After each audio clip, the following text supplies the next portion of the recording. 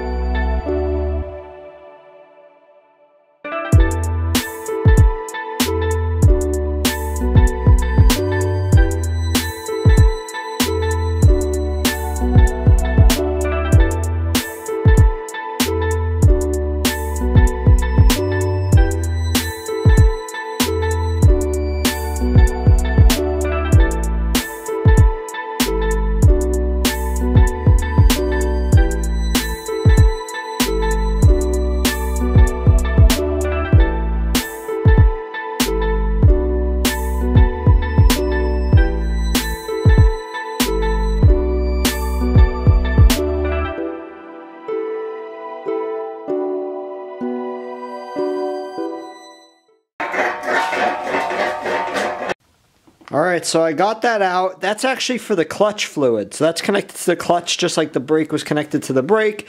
So you have to remove those two, and then you have to remove the cotter pin that's holding it to the clutch pedal. So I hit this over here. So I hit this over here with a little bit of the wire brush. As you could see, the metal was getting pretty bad over here in the back corner. But once I cleaned it up, it's not looking too bad. Once you can get all that rust off, this should last, you know, once we recoat it and reprime it and repaint it. So get all this rust off, hopefully, and we'll keep getting this thing ripped apart. But for now, I'm actually going to take some measurements to try to figure out what size pieces I'm going to need to fix this whole bay side. So I already cut the 2 tubs for the bay. I cut them in half just to see, you know, just so I can mock something up, see how much room I have. I gotta admit, guys, I am like beyond nervous to even do this. So basically, I know I was saying like all in the beginning, like I want to keep everything stock and try to make it look like so clean and da da da. But this thing has so much rust to it that like I'm not a good welder, and I know that everything I do isn't gonna be perfect. So like I'm really just gonna make this thing work and like be totally like a you know, like a drift build, basically, like I really wanted to in the beginning. So I wanted to keep it like a stock drift build, but I decided to tub it out because of all the damage that's on like the driver's side, strut side, like on the tower, like on the tub itself.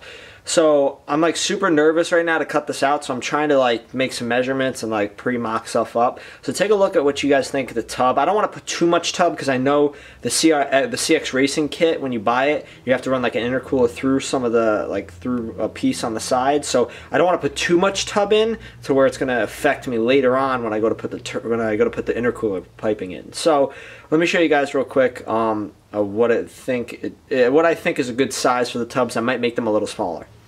So I still have to cut a little bit out of it, but basically this is how much I think I'm going to tub it. So if you could see, I'm just in front of that, the hole where you put the harness through for the wiring and stuff. But if you look, like I'm only taking off, let's say like a third of that front hole right there, because I don't want to bring it all the way over the front of this hole right here, because like I said, when I have to bring intercooler piping and all the other stuff up front, I want to make sure I have enough room.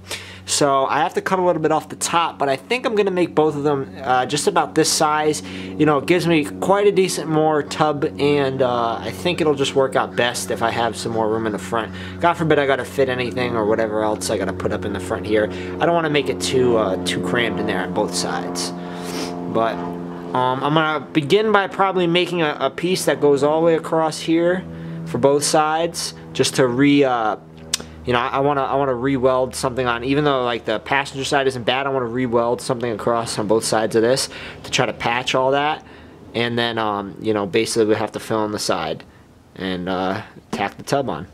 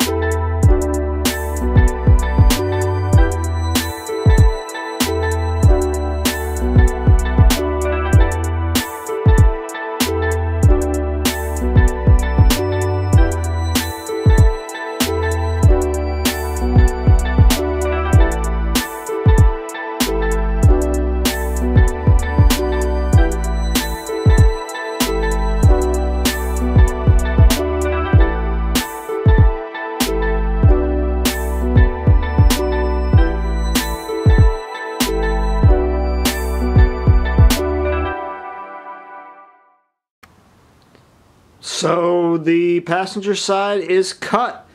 I left some space over here, a little bit on the lip, and a little bit on this lip, and I didn't go too far down over here, just so that, excuse me, just so that we have something to still weld onto. Now you're definitely going to want to clean these up after the fact, because you can see how jagged they look. They look all nasty. So we'll clean that up with the grinder, and then we'll move on to the driver's side.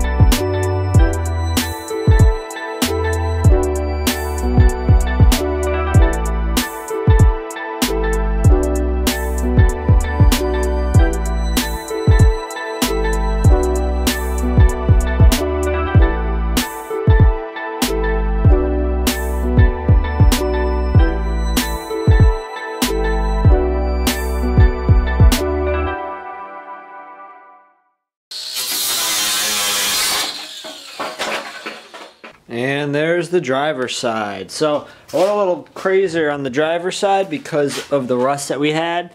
So we're gonna have to patch that whole area. But it looks good. I'm actually thinking now when I look at this, I'm not liking how it's fitting tub-wise by not cutting up here more. So I might actually cut up on here more. It's part of the strut tower, which technically you're supposed to reinforce it, but I don't feel I'm trying to feel if it's double plated or anything. But I'm gonna look into maybe cutting this more. I gotta see though, because if I tub this, I mean, yeah, I'll be able to fit a bigger tire potentially, but I mean, you still have this centerpiece that's gonna get in the way. So I don't know. We'll see. It might give me a little more space in here. So obviously, this is going to be the end of the video. As you can tell, I'm in my studio now. I'm back inside. It got really cold out there. Just wound up getting miserable. My fucking toes were freezing. So I'm back inside. I took a shower. That's going to be it because I'm having a little bit of an issue with my welder. Right now, I'll insert a clip. I didn't have good audio of the clip. That's why I'm going to talk over this clip. But basically, as you can tell what you're looking at, I started welding in a piece just to try to cover up some of what I cut out there on the bottom part of the tub. So my welder, I don't know if it's because I have a shitty Chicago Freight or whatever it is from Harbor Freight welder, that the weld isn't, you know, I don't know if I'm not getting enough of speed because it's juddering a little bit, or if the electricity is not, you know, steady or whatever it is, but I have a big problem with I can't get a steady bead going on this welder. I cleaned everything up. I tried to, you know, start off with a nice steady bead just like all the videos I've watched and everything, and I can't get it to work. So basically I think I'm going to have to get a welder that has gas, that's a MIG with gas, because this is just a flux welder. So, you know, I've heard that using the gas can actually help cool down the weld and allow you to get a more steadier bead and a better weld going in, especially with the thinner metal that I'm using. I think it's like 22 gauge. I'm having a hard time not burning through it and, you know, having some type of bead starting. So we'll see about that. But I'm very happy that I got the tubs cut out today. I'm still trying to decide. I'm still mocking up, as you can see from the piece I put in there. I'm going to probably wind up taking that out, but I mocked up a little bit of you know, how I want to do it. I'm not sure because there's two different parts, which I can't show you. I didn't take a video of it, but basically if you look at the car from the side, you can really only get a certain tire size on your car. But by tubbing it out, you can now add more width to the tire so that you can get more traction, more grip when you're drifting, yada yada yada. So I'm hoping to be able to fit a wider tire now that I tub this, but I don't want to tub it and it not give me the maximum amount of clearance that I can get from tubbing it. You get what I'm saying? So I'm trying to figure out what the best way to do. Some people said to cut some parts of the strut tower, but I don't know. I don't really want to get into cutting too much of the strut tower because that is all structural and you're going to have to re-support it. And again, the welding and everything like that isn't going so well. So I'm going to continue to try to piece that together, see how I actually want to you know, get that tub to sit in there. But again, thank you guys for watching. Please like, comment, subscribe. If you've done this to your S13 before, or you have any suggestions or comments about anything, please hit it in the comment section. I'd love to hear from you. Thanks for watching, and we'll be back with another video soon, guys. Peace.